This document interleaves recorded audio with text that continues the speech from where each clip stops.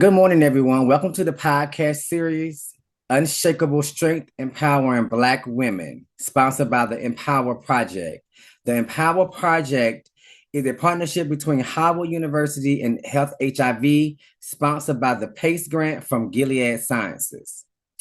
The Girlfriends Podcast miniseries, Unshakable Strength Empowering Black Women, is dedicated to addressing the unique health challenges faced by Black women and girls, particularly in the context of HIV prevention. We will explore important topics such as sexual health, mental well being, access to health care, and strategies for HIV prevention tailored to the needs of Black women and girls. Today's episode is Transcending Barriers, Health and Wellness for Black Transgender Women. We'll dive into the intersection of race, gender, identity, and health, shedding light on the systemic barriers and discrimination this community faces.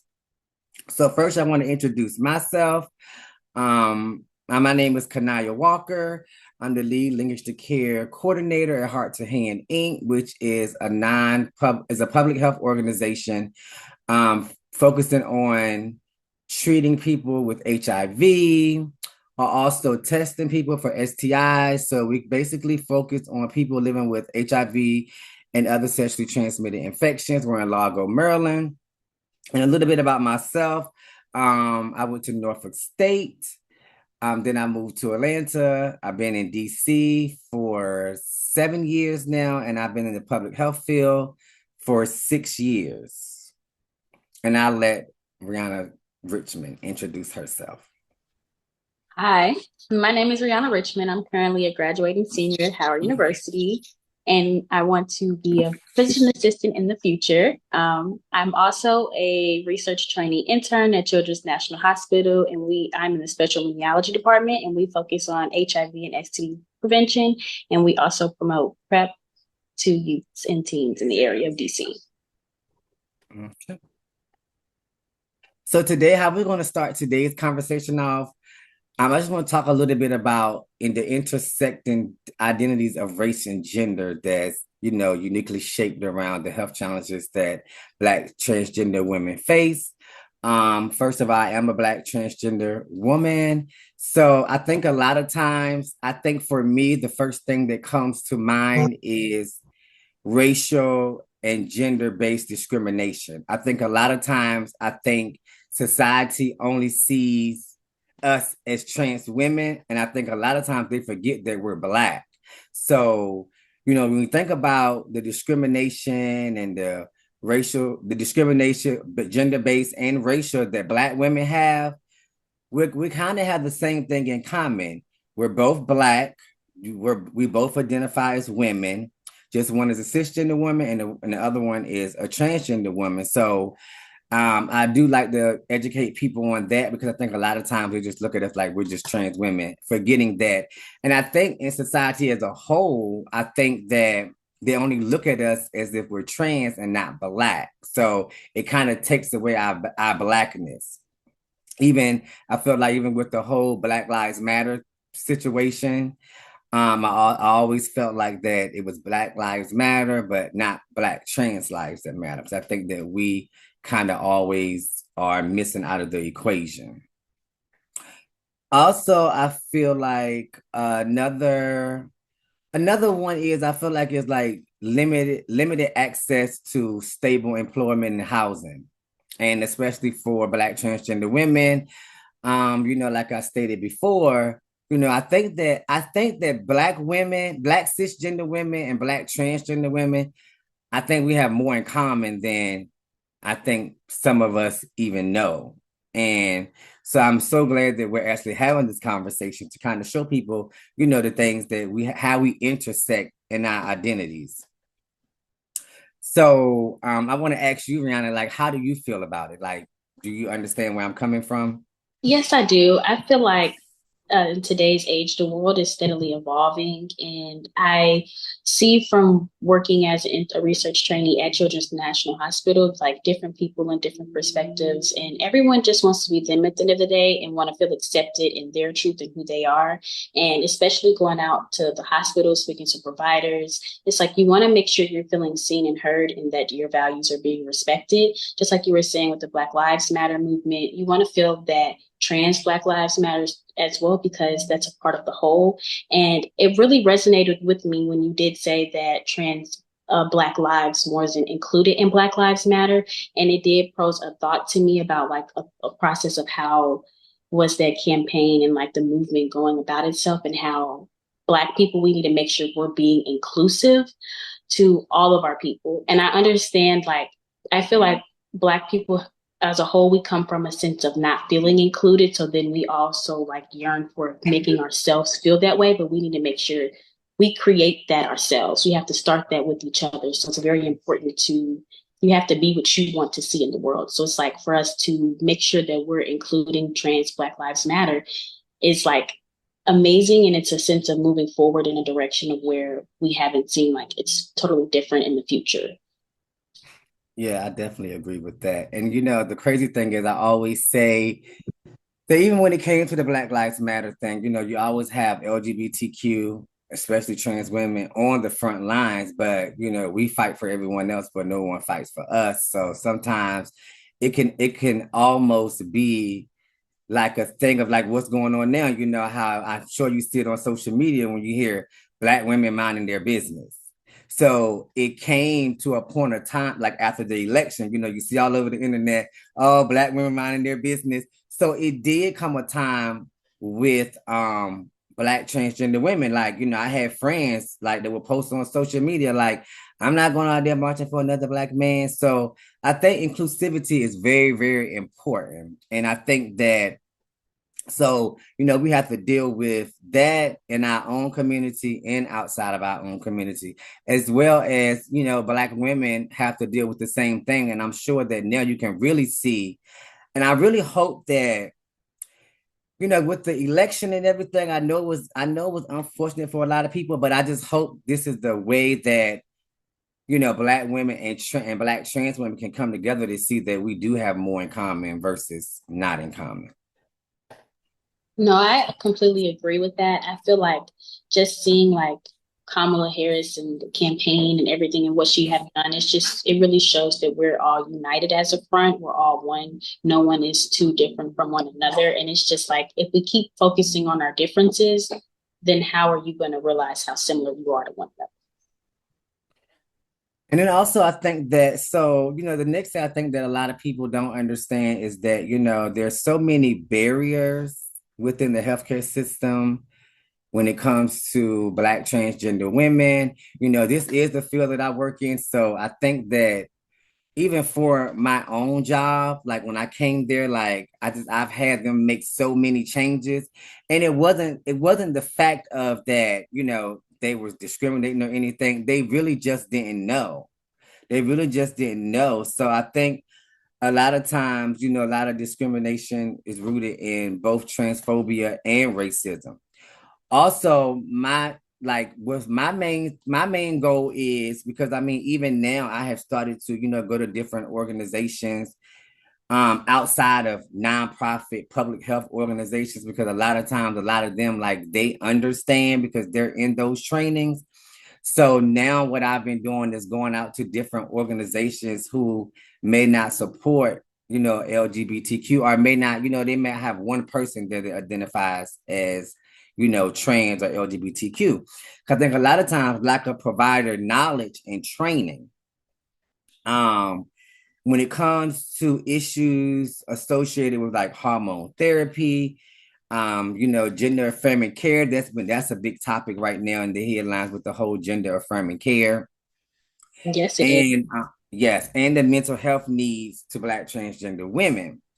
And I think that the whole thing of, when it comes to the gender affirming care, I think a lot of times, I think what people are thinking now, that like for instance, I was on an Instagram post and I saw them talking about the whole video of Trump saying he's going to end gender affirming care, you know, that whole thing or whatever. And so I saw a young black lady, cisgender woman, you know, it was like almost like she was defending black transgender women, but she trans people in general. But I think that she was almost there, but she kind of missed the point because, you know, she's like, well, I don't think people are going to come home from school. I mean, go to school and come home trans, which that's what people think. Yeah. But then also, so I commented to her and I said, you know, I think a lot of times people don't understand what gender affirming surgeries are. And I think that, you know, and I told her this, I said, well, I've never seen anyone under 18 get you know, gender affirming surgeries done. And, you know, she said to me, she was like, well, it is happening. So then I had to educate her. And I think that's the whole thing. I told her, I'm like, you know, I've been trans for 20 years. I've had multiple surgeries. I have never went to a doctor that did not make sure that I was 18 and up, you know, going to, you know, to get surgeries or whatever. So I think that that's something that's very important because I think that's something that's really going to affect like the transgender community as a whole, not even just black transgender women, is going to, you know, affect transgender people as a whole. And another barrier is insurance. And I feel like I'm talking about everything that's like going on now. But I think that we have a lot of states have gotten so far with since Obama and the Obamacare or the Affordable Care Act. And now I feel like that we got far with it, but of course, like down south, because I lived in Atlanta for 11 years and I moved up here down south still didn't have it together as far as, you know, when it came to like black transgender women. And so for me, I always like to I always like to tell my story because I felt like that when I lived in Atlanta, and I've said this several times on different panels, like I went to the doctor one time in Atlanta. I was rubbed the wrong way. I did not go back to the doctor for the rest of the 10 years that I lived there. Like if I felt sick or something, I might go to the emergency room. If I need to get STD tested, then I might go to the health department or something like that. But as far as like going to a doctor, being the fact that I wasn't treated the way that I should, or I don't know if it was a lack of education. I never went back to the doctor for like 10 years. And I think that that's why when I talk about provider knowledge and training, I think that that's another barrier because, you know, doctors don't know how to handle people of trans experience. I get that. And I feel like another thing that goes past training is just like like knowing how to conduct yourself socially. It's just like you can learn the procedure and how to do things, but you really have to, it's about treating people with respect and meeting them where who they are and seeing them for who they are too as well. And I know for, I think the main thing is a lot of, I feel like hospitals, I feel like anywhere that's like, I think that anywhere that's serving the public should always go through cultural competency training. I think that I make sure that I persuade them to make my job go through at least 2 to 3 times a year because I feel like that a lot of times, you know, people you get in trainings and then it's like you say everything right in the training, but as soon as you leave the training, you're right back to not doing what you just said that you would do in the training. And so I think that that's a very important thing because I know I saw something very interesting. Like I remember when I went to the hospital, I was having problems with my stomach and you know, even filling out the paperwork, nothing asked me. I didn't have an option to say whether I was trans. I didn't have an option to say, you know, what my gender assigned at birth was. So I literally had to put on there, you know, what all my ID and documents and everything say, which is female. So I don't, and so when I go to the back, it's like, you know, that she's asking me, and it was an Asian lady, and she's asking me, like, am I on my menstrual cycle? And so I kept telling her like, no, I'm transgender. And it was almost kind of like she was dismissing it because I honestly almost felt like that she didn't even know what I was talking about because I said it several times. So I think hospitals are a big place as well. And like primary care doctors, because I feel like a lot of times I think that if it wasn't for nonprofit community-based organizations, I really don't know where, like, especially when it comes to like the LGBTQ community, I don't even know where they would be at, having to just deal with primary care doctors or even going to the emergency room. So what would you like to add to that? I would like to add that I feel like that's in this day and age of it being 2024 for the physician that did come in the room that to talk to you, just dismissing how you were saying that you were trans and just going beside it and still asking about it. And it's kind of concerning because at Howard, I know like when I go to the student health center, we have on our student health center forums asking questions about sex assigned at birth and just making sure that being inclusive to all types of patients that come in. So it's kind of very alarming for me to hear that somewhere else it's not the same. You know how somebody reality can be different than yours, and it's like it's all about perspective. And it's like I didn't even know that was going on in certain places. I thought that was something that was probably instilled in hospital care because of the day and age. Yeah, I think Howard does a good job because I know that Howard is one of especially Howard University Hospital is one of the hospitals where a lot of transgender identified individuals go to get gender affirming care surgery. So, that's a good thing. So I want to ask you a question. Um, what do you think what are some ways that you think people who actually care about the rights of Black transgender women, like friends, groups, doctors, how do you feel they can make sure that Black transgender women get the health care they deserve? I feel like as friends and family supporting them and just trusting in their perspective and their experience. I know when anything is going on, just making sure you hear your friend, your family out, because that's what matters really with what's going on. You're the first line of communication. So most of the time they have when stuff is going on, and making sure you're standing beside them when they feel like something is wrong, make them feel like they're being heard and act on it, help them act on it if you can, just being there, being peer support. So when this stuff is going on, maybe even come to some appointments with friend or family to make them feel more comfortable coming into that space, knowing that they have a trusted person with them, and trying to see also like a step further would be talking to community resources like nonprofits, seeing if they could do something in the area for where that physicians and hospital and employees are informed and have the access to what they need to handle and produce better care.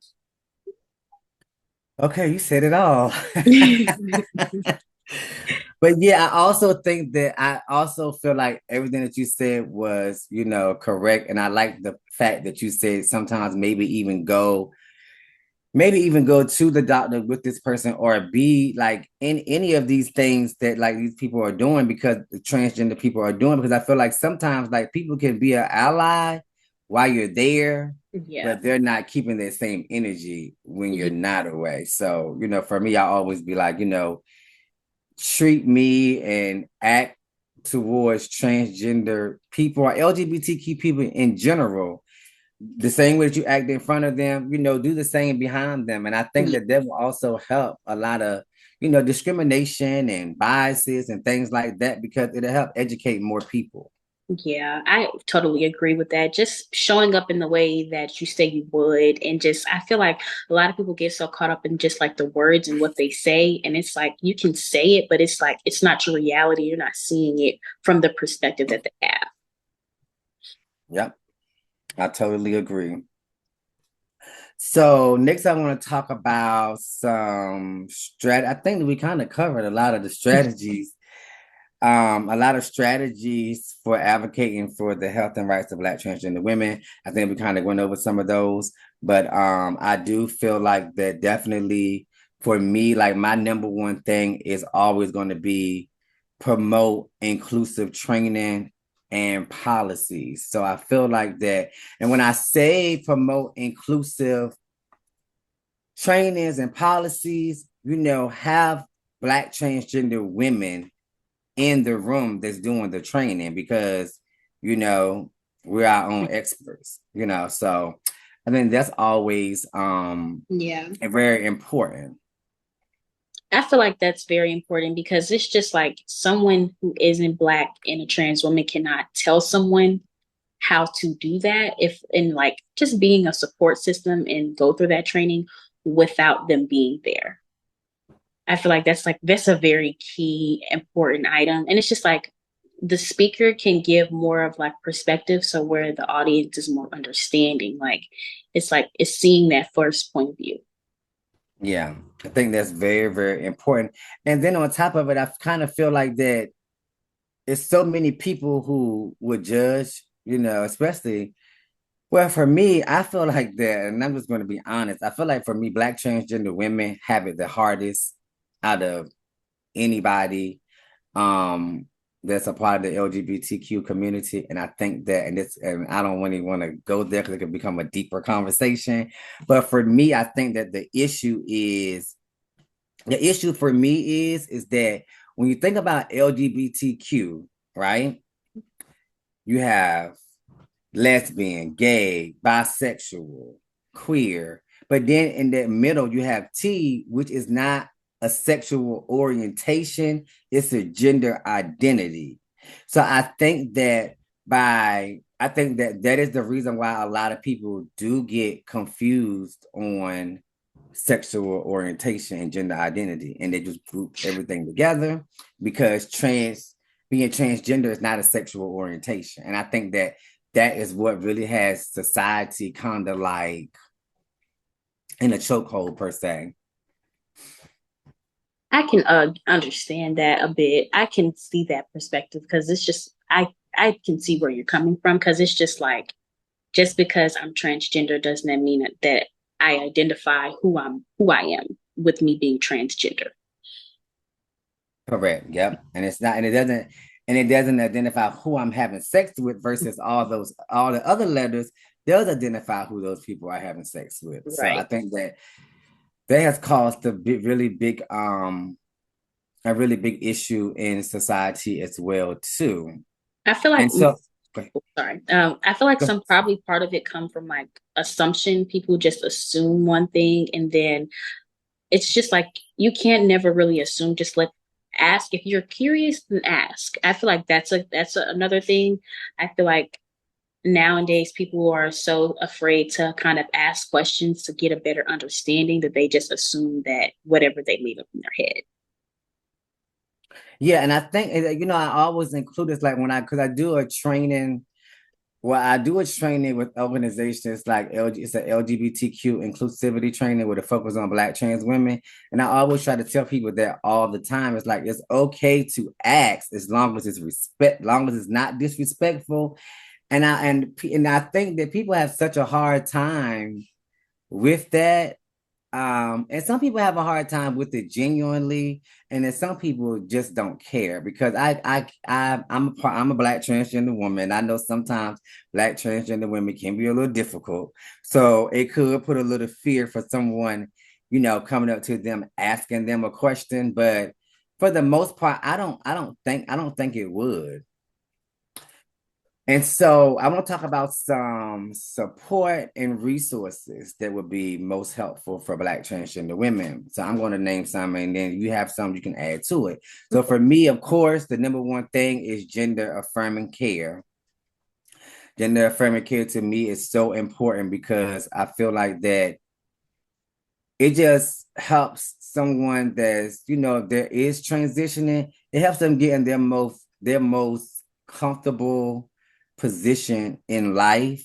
So then therefore they can probably knock down a lot of barriers themselves. Like if they look the way that they feel on the inside, it'll give them a confidence to go and knock some of the barriers down themselves. Like I said earlier, culturally competent providers, like I don't know if I should put that number one. I don't know. They both probably number one because those are very, very important. And then I also feel like that we should have more mobile health clinics and telehealth. I'm not going to really say telehealth services because telehealth services, I mean, we have that now, and that's, I mean, it works but not work, because it works Yeah. because if you already have that relationship with that doctor, then telehealth will work. But I think mobile health clinics, because even like going back to my own story, like how when I said I went there and I didn't feel comfortable, so I never went back to the doctor office the whole 10 years I was there.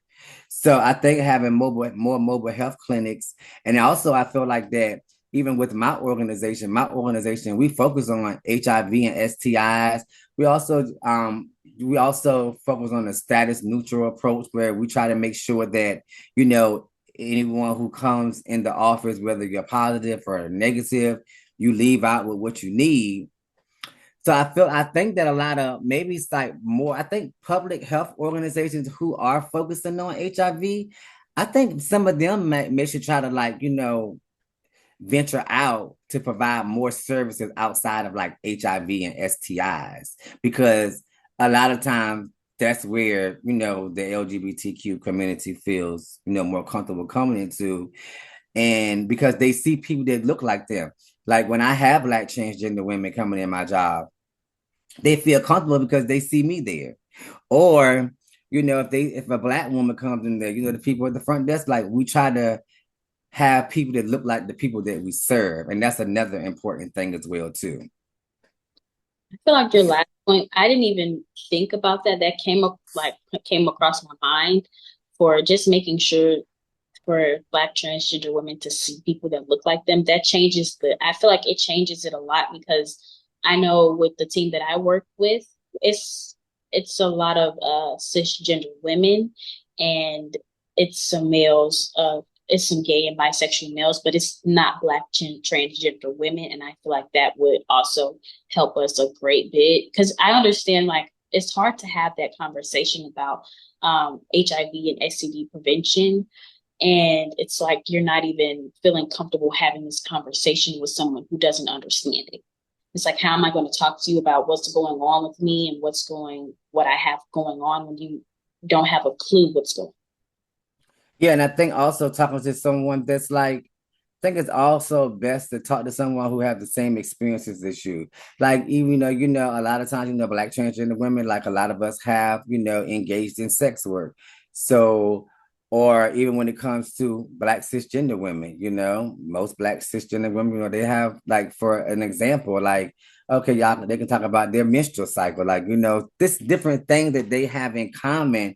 So that's why I always think it's important to kind of have people that looks like that person, because especially when it comes to like Black transgender women, what I can say is that, and it's interesting that you said that's what's on your team, because those are those are the two those are the two communities that I feel like Black transgender women have a lot of issues with, because a Mm-hmm. lot of times, like when you have Black cisgender women, and then also a lot of times it's always a lot of times it's a disconnect with Black gay men and also Black transgender women. So it's kind of like, not all Black gay men and Black transgender women have issues, but it is there. Like, it's there. So I don't think that people understand how, when it comes to Black transgender women, like how many things we have kind of thrown at us. That's why I feel like it also should be more mental health. I wish it was like more therapists that was like Black transgender women. That I understand that 100%, just being a Black woman and needing therapy. And when I'm looking for a therapist, I look for a Black woman to talk to, because it's like I don't want to talk to a white man, and like if the experience in life is totally different. So I completely understand that. And I wish it was more, and it's because I remember my last time looking on a website looking for a therapist, I did not see a Black transgender woman. And so you know how it's ironic when you open your eyes for someone like points you into the direction to see that. I'm having that moment right now.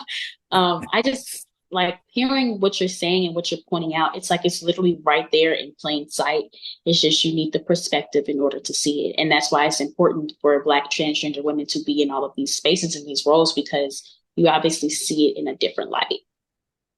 Yeah, now even for me, when I of course like when I was looking, I had one therapist and it took me forever to find her. Like it was just like I was just like, oh yes, because she was a black woman that identified as queer. So for me, it's like, no, she's not trans, but that was the closest thing that I could find. And I know that we shared a lot of the same experiences, and she understood that. So that was the good thing. Like she understood that she's a cisgender woman. I'm a trans woman, but we're both black first. And that was something that she told me our first conversation, the first time that we met.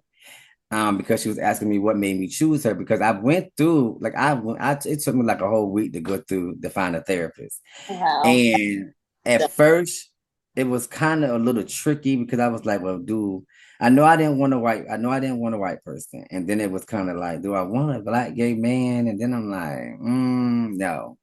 So I had to sit down and think about who I identify with the most. And that would have been like a black woman, but just so happened this black woman just happened to be a part of the LGBTQ community. So I Just get it. working out. At least, Yeah, because go ahead. oh, at least it did end up working out in a way because even though you couldn't find a black transgender woman that's a therapist, it's like she's still in the LGBTQI community. Yeah. And I think a lot of times people don't understand how important that is because the funny thing is like my best friend just texted me like 2 days ago. He's like, do you have anybody that you know through your job that's a gay man that's a therapist, a black gay man that's a therapist? And I'm like, yeah, why? And he's like, because he had a white woman. And I felt like him as a black gay man and a white woman, I mean, that's just yeah. It's a totally different perspective in life. Yeah. The experiences are so different. So it's like how is the therapist relating to him and like giving him what he needs? I actually wanted to do a question next. Okay. What are some ways that people who care about the rights of Black transgender women, like friends, groups, doctors, can help make the healthcare industry what they deserve? So I know we touched a little bit about how we can support, but like what more initiatives should go on in the hospital for Black transgender women? For me, like I feel like that number one, and I even tell my own job this, the front desk definitely, because here's my outlook on that. The front desk should be the most inclusive out of the whole hospital. Like really, like everyone should be inclusive, but the front desk is really one of the most important places, and I don't think that people really realize that. Because maybe this person is just a secretary or administrative office administration or something like that or whatever. But no, they are really important because if I go to a place of business and it doesn't matter what type of place of business it is. We all know that if you like even if you go check into a hotel, if the people at the front desk are rude to you, you don't want to stay at that hotel. Right. So I think that people have to think about that in the healthcare field because it could have literally been. So I always tell my job this. Um, if someone was to come in and say to come in to get HIV testing done, right? What if this person had to build up all this courage to come into our facility to do HIV testing? And one wrong thing could turn this person around, and this person could just get lost in the sauce, like just be gone, never want to go back to another organization. And maybe like, well, this is my time I want to get tested. So, you know, I'm done. I tried, and it's a done deal. So then we had this person once again that would be like myself and not want to go back to the doctor. I also think strengthening community health partnerships, and that goes with like so. What I mean by that is with LGBTQ organizations and healthcare facilities, like they should actually be like working together like so closely. So even partnerships with the LGBTQ organizations in the healthcare facility. So it ain't just about one person going in there training the facility. The organizations should go in there and show them like their different departments, how they handle this and I say make it a whole day training for different departments, training the departments at the hospital. I like that because it goes more past just that initial training session. It needs to be followed up and it needs to be integrated into their system. I don't think the hospitals just pay attention to how important it is to make sure that it's proper training, education, and knowledge going around in the different roles. Like with the front desk worker, like you said, a simple like interaction to make a Black transgender woman not feel wanted can make them go outside of the door and never come back. Yeah. And then one more thing I feel like also like um build like some type of peer support network.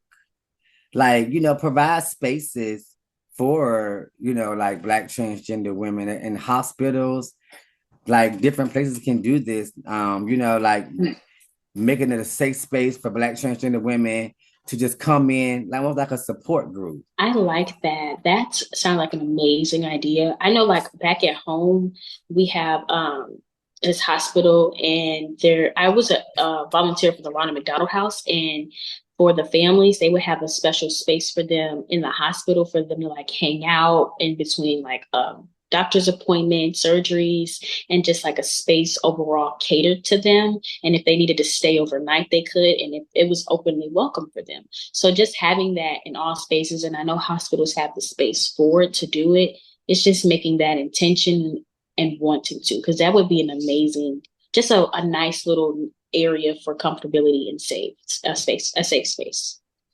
Yeah, and I feel like, yeah, because I kind of feel like that, you have a lot of nonprofit community-based organizations that's already, they have support groups. But I feel like they should be taken to bigger places. So Yeah. then sometimes you may be able to have some of the hospital workers come in and just sit in the groups if, and listen to the type of barriers that Black transgender women face or whatever population faces. So I think because it's so much pressure on the nonprofit community based organizations, and then we don't even know how funding is going to look. So I think that it's time to start moving some of those things outside of the nonprofits, trying to, collaborate with like hospitals and, things like that. So yeah, that's how I feel. No, I feel like you touched on some amazing points that it really opened my eyes to just with the safe space and having that space in the hospital. It's like that's a space that is needed in the hospital, if anything, more than anything. So I'm gonna ask you one more last question. This is just so you say that you're a student at Howard. So does Howard have like a strong trans population or We have a large LGBTQIA community. I wouldn't want to assume about how much of a percent is trans Black women on campus because there's not really like a database, and I never want to assume anyone's orientation on campus.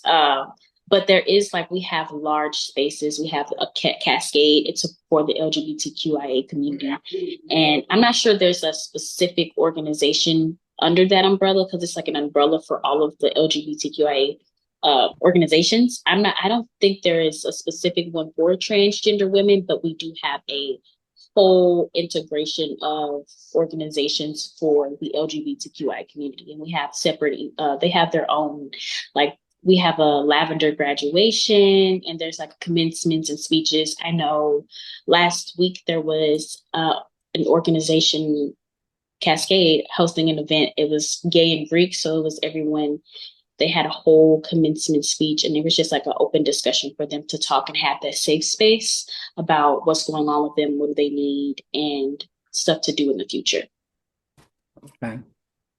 So we still have some ways to go, but Howard is a very like progressive institution. And I feel like one thing about Howard, we let everyone live in their truth. Everyone who comes here, they feel safe to be them. It's really like a safe space for everyone to be themselves. So I could see that coming in the near future. Definitely. It's just not there currently right now. Gotcha.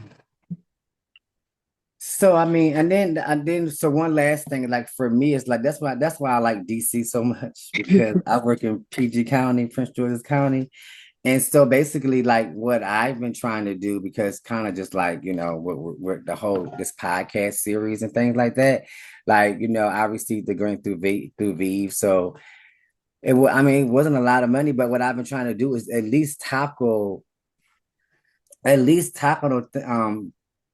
that tackle things that I felt like kept me from like being able to be my best self. So that's something else that like, different organizations can think about Mm-hmm. or whatever, because it doesn't take money to do a lot of things. Like, I'm just starting this program, like it's called True Identity. So it's kind of like for me, it's like I didn't have $1 million grant to go and provide housing and all this type of stuff. But I did think about things such as like record expungement, because there was something that I had to do personally myself in order for me to be able to, to go and start my career, go and be my best self. So I just think that it's just going to take like these different networks to just sit down with Black transgender women to just figure out what they need.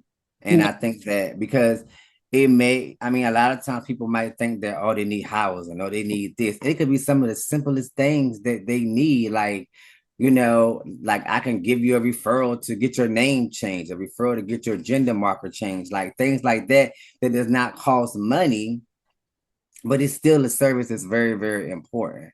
So that's what I think a lot of, a lot of like hospitals and all that type of stuff. I think they should have all those services, to be honest. They should Yeah. just direct them in those services. And I feel like it's all about the education that the hospital has. So it's just like, but I feel like a good starting place is just getting that education so we can move forward.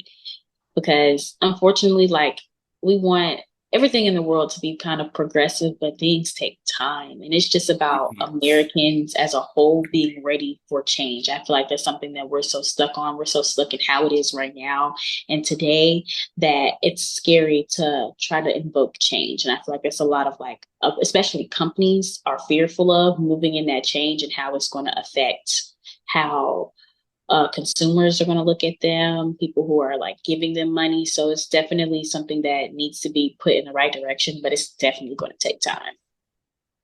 Yep. I don't have anything else today. I think that was a very good Yeah. conversation. And it seems like that you know a lot. So it seems like Howard is doing some things over there. Yes, and my internship as well. They've been educating me.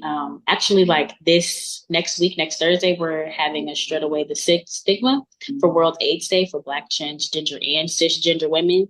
And one of our hosts, her name is Hope Giselle. She's a Black transgender woman. So I'm very excited to work with her on this project and just see how we can bridge that community and gap between Black cisgender women and Black trans women.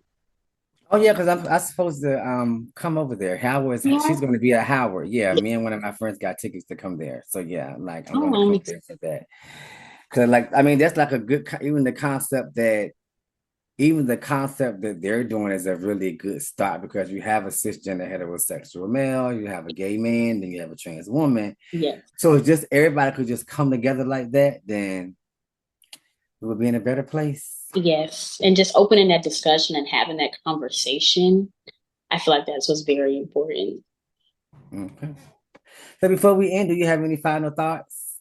I appreciate you, Kanaya, for taking the time out and talking with me and just giving me more. I feel like you gave me a lot more insight on some things and filling some gaps that I didn't know that I had in the first place. So I appreciate that and being comfortable to sharing your experience with me today.